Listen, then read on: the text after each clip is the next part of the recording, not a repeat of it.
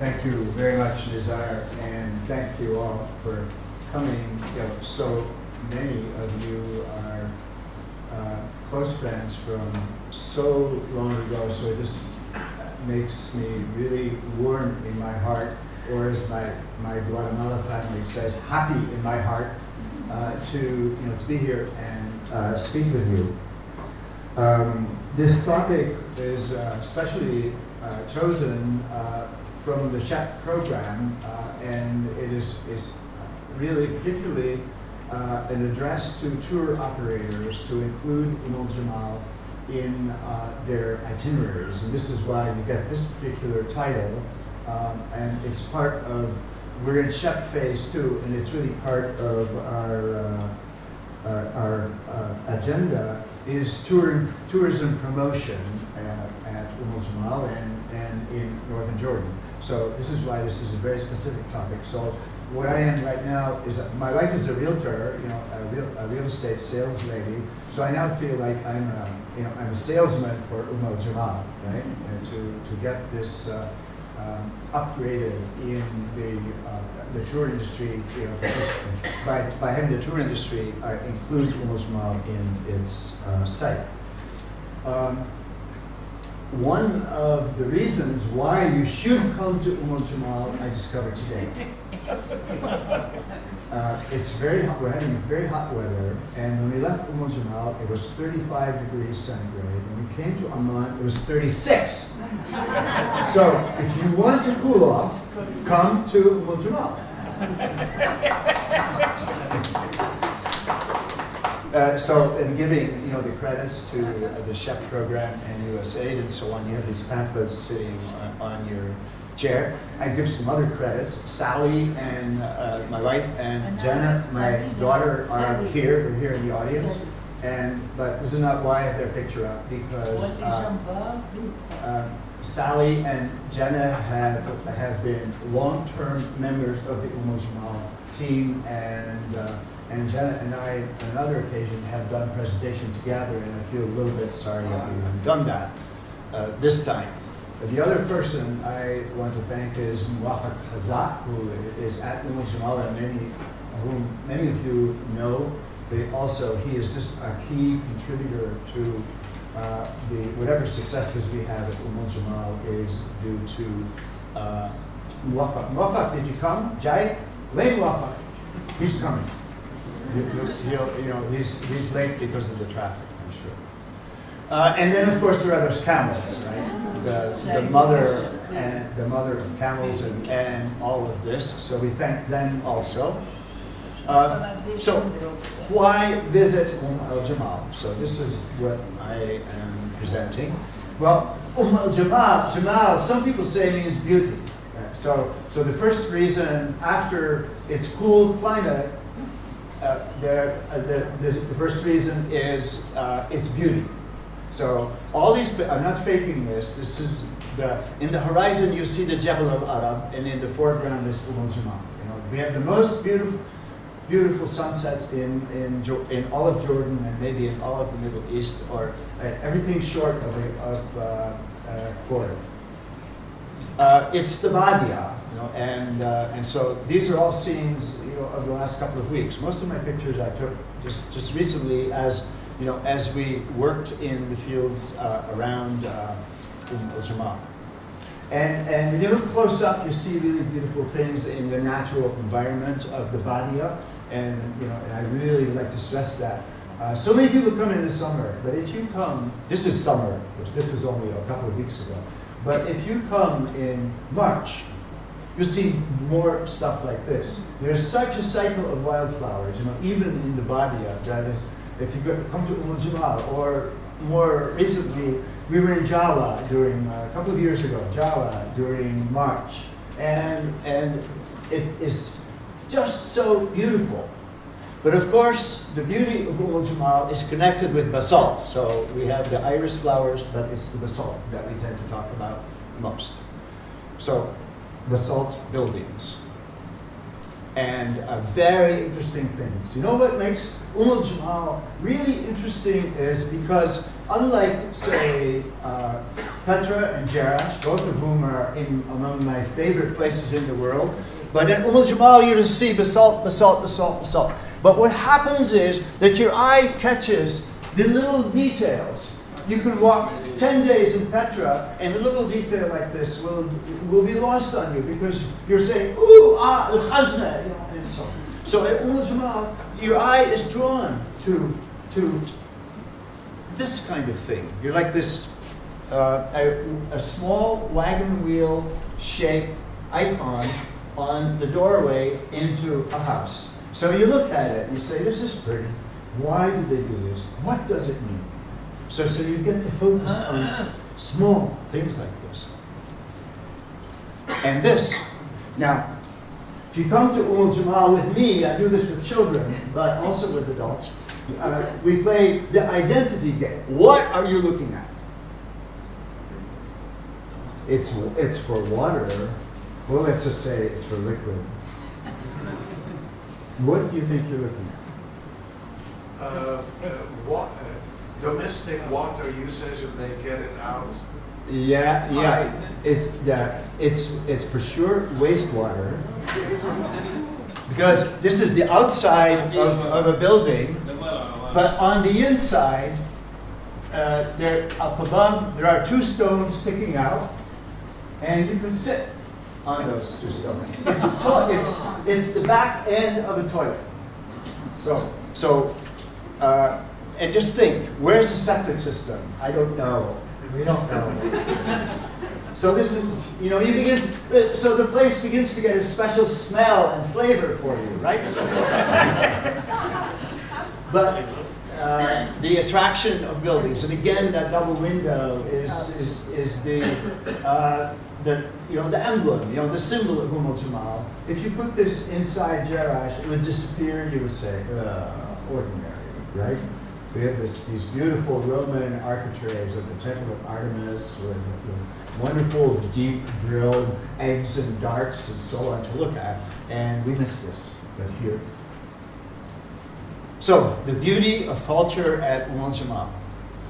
Who besides these Jordanian and Syrian children would know that a praetorium means mahkama?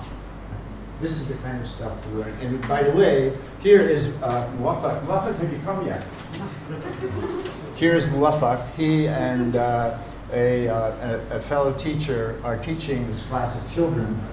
And so I followed them, and you see these children giving us our guided tour in this presentation, pretty much. So why visit el-Jimal? Well, if you are Jordanians, especially, you will find your roots here.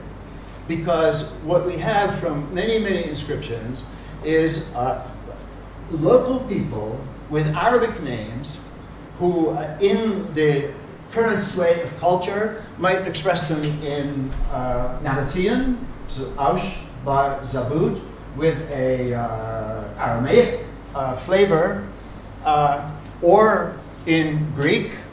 But who we have here is a lady, Einath, it says Einath Thay. Einath, the daughter of, it says Einath Thay Akrabu, and then the age. So Einath, the daughter of Akrab. So scorpion man, is that what Akrab means? Yeah. So in a real sense then, there are 150, I'll continue, 150 houses. And again, the houses have an architectural style that I think reverberates in the history of Jordan this is Byzantine, so from the 6th century. And this reverberates, I think, through the building traditions. Actually, from here, going back to the Stone Ages, Gary, you're here, right? The very simple houses of the Stone Ages. And then moving forward into houses of the Mamluk period and then the early 20th century, all built in the same manner by stacking simple stones and creating small but climate-sheltered rooms as living rooms and bedrooms and open courtyards for outdoor living to which the climate lends itself. So you have a kind of continuity of domestic architecture, which then means domestic life, over the last 9,000 years. But at Umm el-Jimal you see buildings still standing, and buildings that were lived in by Druze and the Masai tribe in the 20th century. So again, the point is, for Jordanians, Umm el-Jimal is us. So in addressing tour operators, we particularly want to, we don't want to exclude foreigners, but we particularly want to, I think, focus on Jordanians, and Umm el-Jimal is a site that lends itself to this kind of focus. So we want all of you, the majority of people here are Jordanians, so we want all of you to come to Umm el-Jimal. And if you can't do it on your own, and you go to a tour operator, you sign up for a tour and you come by bus. This is my sales pitch. Umm el-Jimal is us, you say. There are 16 churches. You see, this is the same class, Muwafaq's class, in the apse of the cathedral. And then you see Muwafaq and Ahmed Bayer, the teachers over there. And 26 water reservoirs. I'll come back to water in a few minutes, and the class is touring that. So the appeal of Umm el-Jimal is in its beauty and in the quality of its culture that particularly reverberates with Jordanians who, in a very young country, ask themselves, who are we? And Umm el-Jimal gives some answers to this question. This is where your roots are. Umm el-Jimal is us. So now, this next segment deals with the kinds of development projects we've been doing on the site that make the site visitable from a point of view of the tour industry, really. So developing Umm el-Jimal for tourism. The first phase of this is to consolidate buildings to make them safe and understandable. So in the last 5 or 6 years, we worked on this Roman gate, the Communist Gate. Before that, in 2012 to 2014, we worked on this house with the double windows, house 17, house 18, this is with the SHEP funding, actually. This is our first phase 1 SHEP project. This was with the Ambassador's Fund for Cultural Preservation, of the American Embassy. And this is work at the cathedral, which was just completed under Muwafaq's Hazza's supervision. And so this picture was taken, within last year, actually. And this is government money. We're very fortunate that the Jordanian government is putting extra amounts of money into the economic development of northern Jordan, because northern Jordan is carrying the special burden of the presence of Syrian refugees. Umm el-Jimal, for example, which in its municipality is 40,000 people, has within the municipality, not exactly a refugee camp, but in the community, has close to 30,000 Syrian refugees. So when you saw these children walking the site, half of them, the class that is being taught and being taught the culture of Jordan and South Syria are half Jordanian and half Syrian children.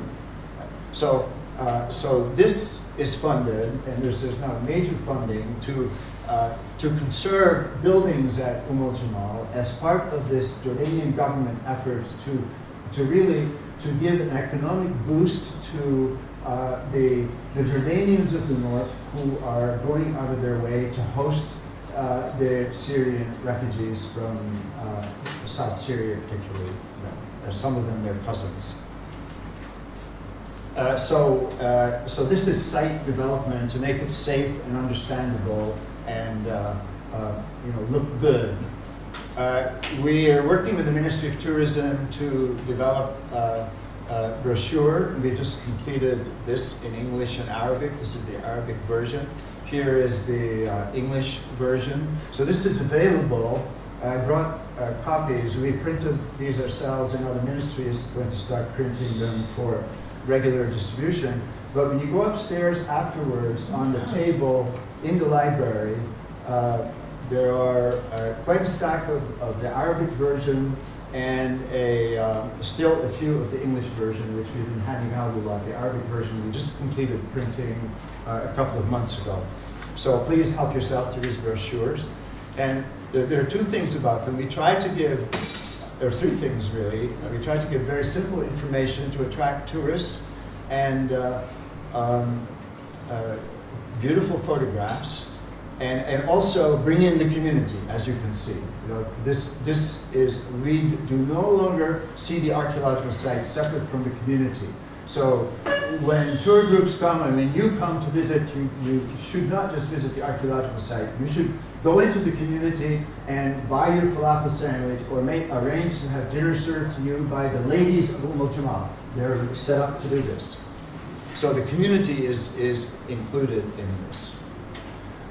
The brochure. Next, site presentation efforts.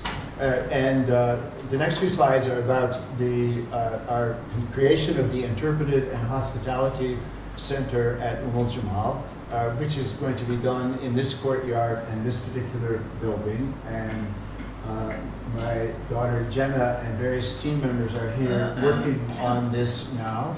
And we have a set of plans ready to go, done by our Hamash architects, and we're currently working on the installation portion. But you can see this plan is laid out with rooms for food and drink, then museum displays, indoors, outdoors. el-Jimal has many, many stone inscriptions, so we're going to do an outdoor inscription garden.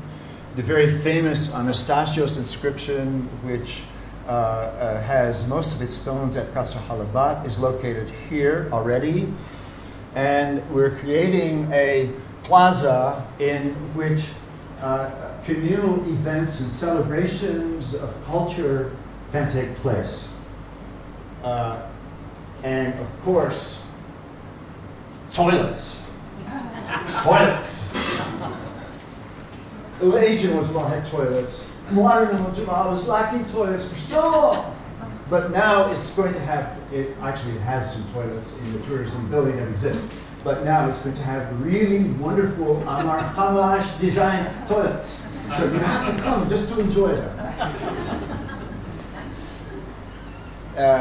So here you see this time of the year, the middle of July, in the high summer, if you come, please come at 5 o'clock in the morning, not at 12 o'clock in midday. From 12 o'clock until 3, the sun will be straight down. And when you look at even the Mafraq weather forecast, it says blazing hot. So come early in the morning, but you'll be able to enjoy shaded areas in any climate day. So we had an opening ceremony for this with groundbreaking. You see Amir and Rad and Majda, Umm el-Jimal, Hassan Fahid, Isa Gamla, we had all the really important people there to make this a weighty event. Display curation is I have a staff here, and I have 3 people, a photographer and 2 other people working on display curation right now. Would you stand up? I want to introduce my staff as we go. So we have, and this is easy for me because Andrew and 2 Isaacs.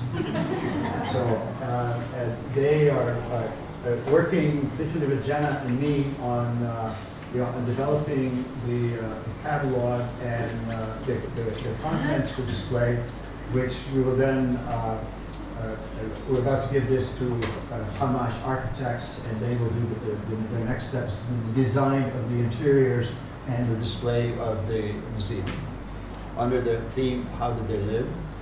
outdoors, the inscription garden will also have monumental stones. The interesting thing about Umm el-Jimal is that it was once like Jerash.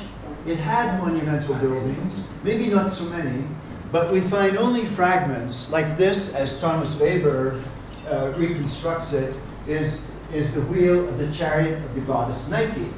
So we once had this kind of sculpture, an outdoor monument on the site, but in the 3rd century all this was destroyed and then replaced by the Byzantine houses and churches that I cataloged for you. So we will do the interpretive display of many, many inscriptions, but also some of these key remnants of Roman and Nabatean monumental architecture that once was there but no longer exists on the site. So here is Muwafaq showing Her Excellency Lina Anab the Anastasios inscription, which is there before anything else. We have this installed with the background work of Thomas Weber and Ignacio Arce, who did so much work at Castle Halabat. A gathering place. This was the occasion a year ago when the Berlin Community Orchestra visited and taught the local children of Umm el-Jimal how to make music in the classical style. And then they performed a concert, and the community and the German musicians performed this concert together. So this is wonderful, happy celebrations of culture in a place of culture. So another example, the young children who are getting these cultural heritage classes taught in the after-school program by Muwafaq and Ahmed have their graduation ceremonies in the Interpretive Center area. And here you have a former chef employee, Maria Tromolo, who is a wonderful singer of modern Arabic music. And so we've got music and song and dance, and the place of dead buildings comes alive with these kinds of events. So we want to have many, many of these kinds of events, and I hope that all of you and any one of you will be in on such a celebration at Umm el-Jimal sometime in the near future. And this is another school visit program that's created by UNESCO, actually. They have trained local women to be school visit guides, and the initial program was a set of drawing exercises. So here you see these young ladies busy drawing, from printouts of buildings at Umm el-Jimal. So the place lives with this kind of enthusiasm of children. We're doing the catalog of site improvements here. So the Interpretive Center. This is the trail we've been developing. In Shep Phase 1, we did what we call the eastern part of the trail with exactly 20 signs. This year, we're developing the western trail. I worked here for 7 weeks with 30 Umm el-Jimal staff members to make this portion of the trail. And we're doing all of this bilingually, and as you can see, in English and Arabic. So here's a during picture. This is, I think this is still January. We worked in January, then April, March, April, May. And the end product is this kind of. So you can come. Even to some point, you could say this is just about wheelchair accessible, if you put balloon tires on the wheelchair. but it really makes the place very, very accessible. And then the 33 signs we're developing, like sign number 12, which in front of buildings showing the features of the architectural techniques, explains the art of corbelling and the art of lintel relieving, which was used by the Byzantine and Umayyad builders who built these houses at Umm el-Jimal. So we have a series of 33 signs, that answered the question, which begins in the museum, the interpretive center, how did they live? Right? This is the answer we try to give visually. What is really striking is these signs are prepared bilingually, which is true all over the country, so we're not inventing anything. But particularly people from the larger municipality of Umm el-Jimal and neighboring communities like Sabha, Safiya, and east towards Ulupatain and so on. They come to visit on Fridays, and so I can see a man like this, whole families, and they're reading the Arabic side of this, and when I come up, they smile and they say, "This is wonderful." And there you see the minister with us taking this in, and Muwafaq and Ahmed with the class of children teaching about the water system. Now, this I didn't try beforehand. The actual tour has a virtual tour. Can we access this? The general design is that the tour on the ground is the signs are at 33 points of interest, but at the same time, you can take the tour on the website or in your house. You can take the tour on the website at the same 33 points, and you get a somewhat longer presentation than you would do on the site. And what we're headed for is also to have a cell phone app so that you can link the website with the actual structures and extend at certain points, and you can get additional information. Our relationship with the community is very, very significant for the promotion of the site. Because again, if a site sits by itself, isolated from the community that surrounds it, it remains a kind of dead site.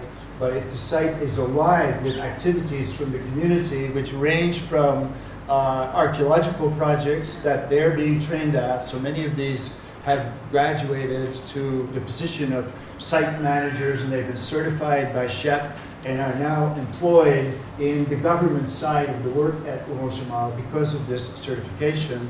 So we are involving local people, residents, in the archaeological and economic life of the archaeological site, and this makes the place vibrate with excitement and also gives the community a sense of self-worth and also gain from the economic income over the long term that will result from this work. So you find me many times, I have a team with me now, but many times I'm there alone, only with the people of Umm el-Jimal and with the department representative and so on, working on these development projects which are used as training projects for people.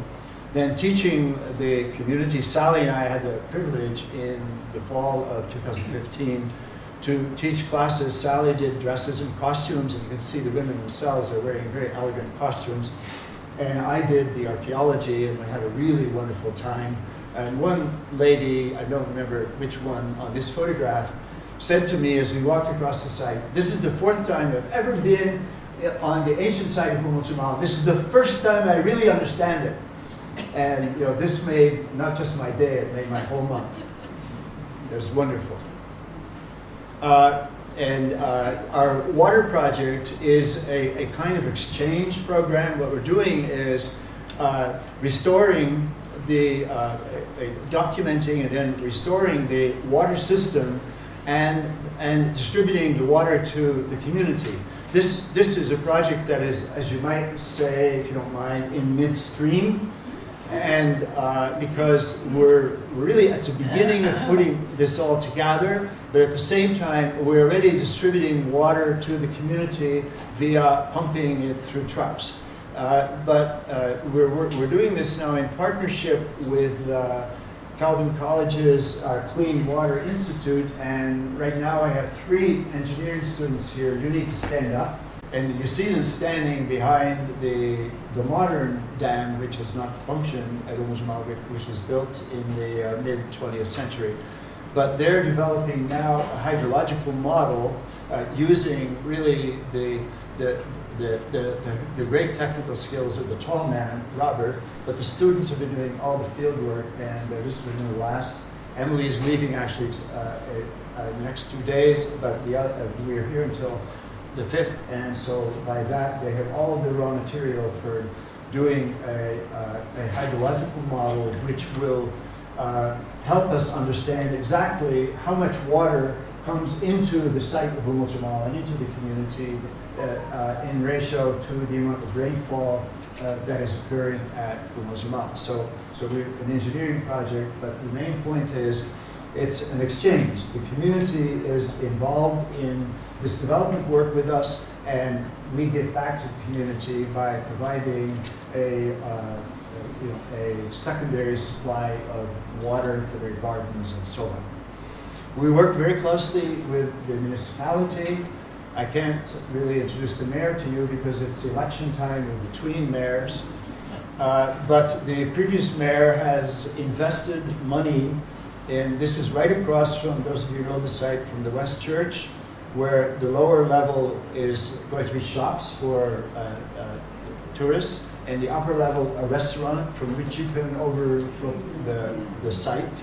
So the community itself is developing the means of hosting tourists, and so when you come, you have to be sure to speak to someone, to one of us, and have your lunch prepared at Umm el-Jimal by the ladies of Umm el-Jimal upstairs here. UNESCO, this is UNESCO work again, the development of a crafts program, and this is their new website. We are www.umm-el-jimal.org, they are www.umm-el-jimal.com. So if you want to see more of this, I was going to show it in this lecture, but I think it's the transition is a little awkward. So the ladies of Umm el-Jimal have developed this industry of basalt small craft, ranging from bowls to jewelry, earrings, and so on. And one of the shops in this building, it holds their inventory, which is ready for sale. Getting there, so Umm el-Jimal in context, this map just shows what I want to demonstrate is, so Google, I don't know how these Google map people, do they drive every one of these roads at the time? But anyway, they're certainly correct. If there isn't a big bottleneck at Ruseifa, you can actually get to Umm el-Jimal from Acor in 1 hour and 15 minutes, or sometimes 1 hour and 10 minutes. So it depends on traffic, but it is really, really reachable, and on mostly good roads. And I will skip over this, but bundling the access to the website, but bundling Umm el-Jimal, we have a feature on the website that you can see entitled Northeast. This is an interactive map, and so on the website you can visit al-Surab, al-Qatain, Deir Kahev, Azraq, Qasir Amra, the desert castles, in an interactive map way. But the point is, you can also do such a tour on the ground, and it's time that Umm el-Jimal were incorporated in, say, desert castle tours, or a tour of the Haram itself. This is the basalt Hara. That area has very, very many interesting places, and with the most eastern destination, the site of very interesting site of Java. And so these kinds of tours can be put together. I have one more which I can demonstrate without going to the internet. One of my favorite drives in Jordan is from Umm el-Jimal to Jerash, straight across. It's about 1 hour, and you come from the environment of the Hara to the environment of a well-watered place, and gradually you see Jordan go from an untreed place to olive orchard and green forest, and then the really magnificent produce farming area of Jerash. And of course you can continue through Ajloun and into the Jordan Valley.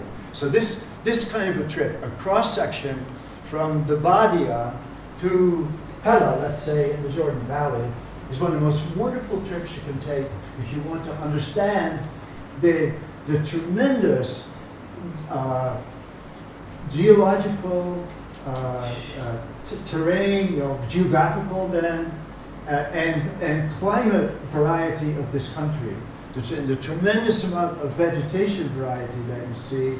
Jordan has a greater variety of plants than the entire British Isles.